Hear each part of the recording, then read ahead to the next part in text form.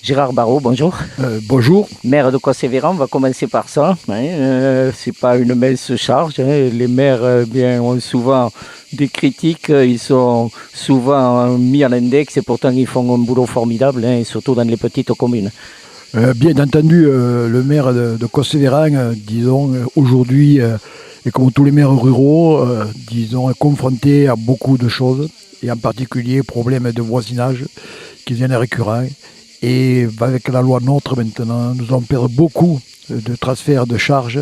Donc on ne sait pas où on va, mais je pense que la fonction de maire va évoluer, pas dans le bon sens.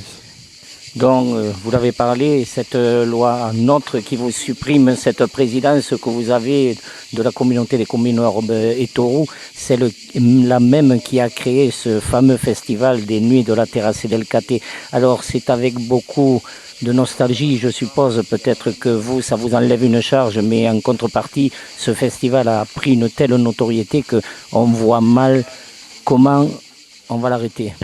Je pense que je voudrais revenir sur la loi NOTRe. Cette loi NOTRe, pour moi, ça a été une loi qui a été pas très bien comprise par la majorité de mes collègues, car aujourd'hui, on s'aperçoit que cette loi NOTRe va favoriser deux collectivités, la région et les communautés de communes. Je pense que le département va aussi être délaissé de pas mal de fonctions, et les communes aussi avec le transfert de charges qui va se faire au niveau des collectivités territoriales, c'est-à-dire la communauté aux communes. Pour revenir à la fonction de président que j'ai eu l'honneur d'avoir pendant une dizaine d'années, Orbe et Tauroux a été une communauté de communes très vivante. Nous avons construit, nous avons réalisé deux actes importants où il y a 80 artisans. Donc ça nous a permis d'avoir des finances pour, comme vous l'avez dit, élaborer, construire un festival de haute qualité, grâce bien sûr à la fonction que j'occupe, mais aussi grâce à mes collègues qui ont voté toujours un budget important, et surtout d'avoir Jean Varela pour nous aider à avoir une culture de qualité, du théâtre et du musical.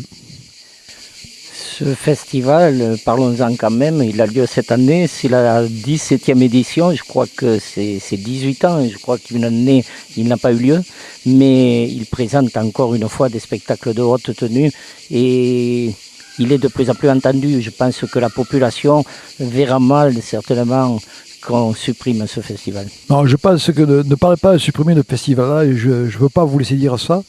Je pense que nous avons un festival de qualité. 16 ans, 17 ans de festival, il y a une année où on n'a pas eu de festival. Nous avons de la qualité, nous avons beaucoup de gens de notre territoire qui viennent voir ce festival, mais comme je vous l'ai dit tout à l'heure, nous passons de 5 communes à 25 communes. Donc je pense que ce festival va perdurer, mais sous une autre forme qui, je pense, va faire comme nous.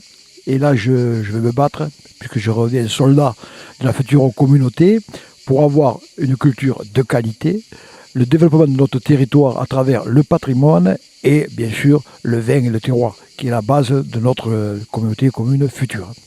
Alors je vais réemployer une phrase qu'a utilisée Étienne Norbert quand il a dit « ça sera peut-être encore un festival, mais un festival dilué ». C'est-à-dire que c'est la qualité qui va en subir les conséquences. Non. Mon collègue dit ça, c'est une boutade. Non, je pense que le festival doit garder sa qualité. Sa qualité première, c'est la culture, ce que nous amène Jean Varela, avec des orchestres, avec du théâtre, avec des techniciens importants aussi, que j'ai oublié de citer, Institut et Sortie Ouest, qui nous amènent beaucoup. Mais on ne pourra pas faire comme le festival Terrasse del Caté, passer dans toutes les communes. Moi, je pense que dans l'avenir, il y aura un passage dans les communes chaque 3 ou 4 ans. Mais il y a un atout sur notre nouvelle communauté, c'est qu'il y a aussi des zones du patrimoine à découvrir. Tout à l'heure, on passait les moulins de Faugère, on passait le château de Cassan, je passe au château de Margon. Il y a aussi un patrimoine à faire découvrir, et aux gens qui viennent de l'extérieur, et aussi aux gens de notre territoire. Donc des arguments, il y a encore bien sûr ce patrimoine, vous l'avez dit, le vignoble, les magnifiques domaines. Alors Gérard Barrault, vous repartez comme simple soldat, mais toujours avec beaucoup de passion et beaucoup d'intérêt. Ma passion, et je pense que ce que je vais m'efforcer de faire, c'est établir un dialogue. je ne pense pas qu'une confrontation fera avancer les choses. Mais par un dialogue, convaincre, faire voir à nos nouveaux partenaires qu'on peut commencer petit. Comme j'ai dit tout à l'heure, vous savez, on est dans le vignoble.